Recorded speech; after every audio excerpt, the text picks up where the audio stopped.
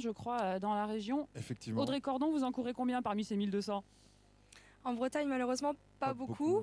Au début, dans mes années plus jeunes, oui, beaucoup, mais c'est vrai que je suis plus à l'international. Niveau international maintenant, voilà. Audrey Cordon, excusez-nous. En tout cas, on va maintenant s'intéresser à Saint-Jacques-du-Mnez. Ça vous parle, ça? Saint-Jacques-du-Mnez, Oui, tout à fait, bien sûr. tout près de chez moi. C'est le département qui a vu naître Bernard Hinault sur les chemins d'entraînement de Louison Bobet. Le circuit du Mnez, une course d'espoir de référence en Europe. C'est un peu les petits as du tennis. Thomas Voeckler ou encore Franck Schleck s'y sont déjà essayés. Reportage signé Emmanuel Banceline et Éric Falaiseau. Regardez. On va retrouver prochainement les applaudissements du public de Saint-Jacques-du-Mnez pour Stéphane Le Breton. Dernier écart, 1 minute. Dernier écart était d'1 minute. Alors que pour l'instant, on ne calcule pas du côté de Stéphane Le Breton.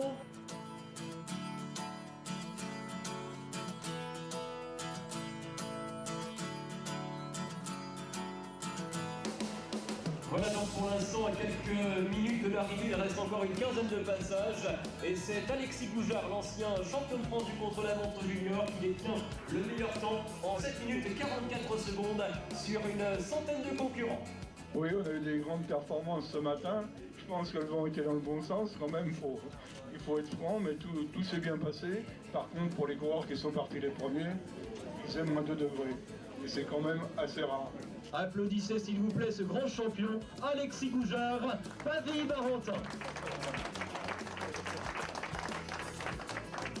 Voilà Alexis donc qui endosse le maillot jaune, symbolise le premier du classement général après eh bien, une épreuve, une étape le contre-la-montre. Il l'avait déjà en 2012.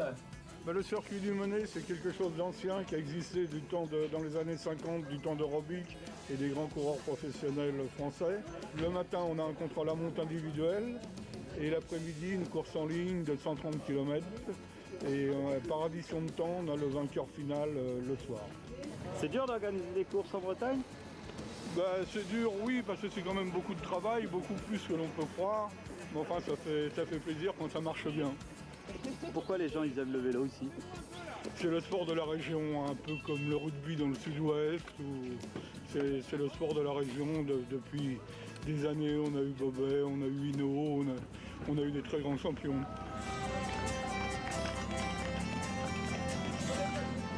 Il y en a beaucoup des courses comme ça en Bretagne?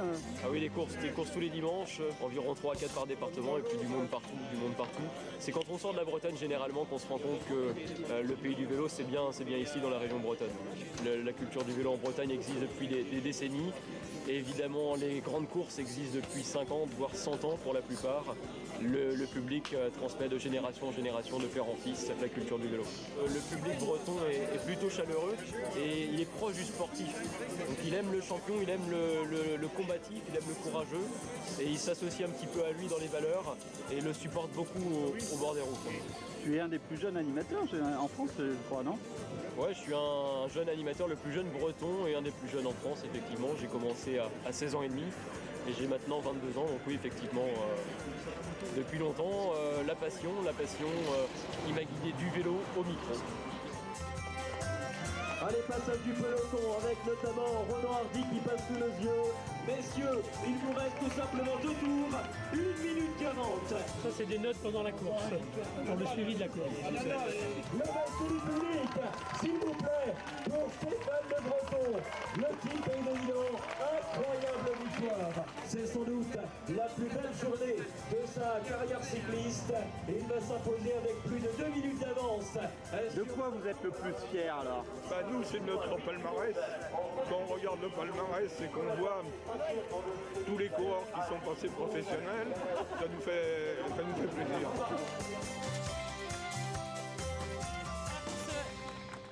Très beau reportage. Alors il y a une toute petite course en ce moment qui s'appelle le Paris-Roubaix et qui a retenu pas mal de monde.